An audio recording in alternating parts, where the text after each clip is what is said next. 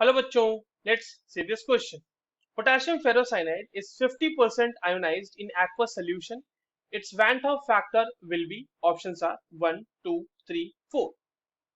चलिए इस क्वेश्चन को सॉल्व करते हैं बच्चों. सबसे पहले तो ये देख लेते हैं कि इस क्वेश्चन को सॉल्व करने के लिए हमारे पास कौन से की कॉन्सेप्ट की जानकारी होनी चाहिए.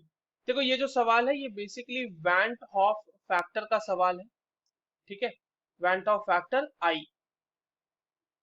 अगर वेंट ऑफ फैक्टर की बात की जाए आई की, तो इसको निकालने का क्या फॉर्मूला होता है बच्चों कि नंबर ऑफ पार्टिकल्स, जैसे यहाँ पे डिसोसिएशन का दिया हुआ है ना. यहाँ पे जो सिनारियो है वो डिसोसिएशन का है. तो number of particles after dissociation dissociation divided by number of particles initially taken. Number of particles initially taken. ठीक है, ये हो गई हमारी बात. आई की वैल्यू हो जाएगी ये. अब आते हैं अपने आयोनाइजेशन की तरफ. तो हमारा जो पोटेशियम फेरोसाइनाइड है यानी कि K4FeCN6, ये आयोनाइज कर रहा है बच्चों.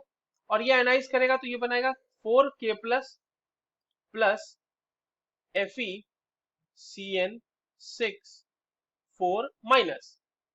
अब देखो, अगर मान लो इसका हमने T0 पर K4FeCN6 का हमने 1 मोल कंसिडर किया है. ठीक है, तो एट टाइम T क्या हो जाएगा, ये हो जाएगा 1 minus alpha dissociate.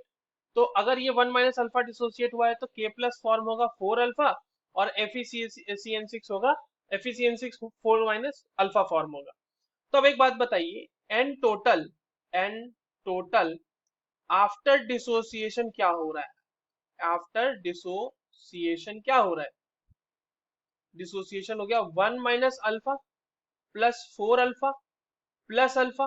That will be, ये अल्फा से अल्फा कैंसिल, ये हो जाएगा 1 प्लस 4 अल्फा. अब बच्चों, अल्फा की वैल्यू हमारे पास क्वेश्चन में गिवन है 50% है ना, मतलब सॉरी 50% आयोनाइजेशन है.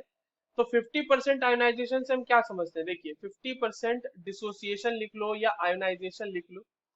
ठीक है, 50% आयोनाइजेशन का मतलब यहाँ पे अल्फा की वैल्यू हमें रखनी है 0.5. तो 0.5 रख देंगे यहाँ पे अल्फा की वैल्यू.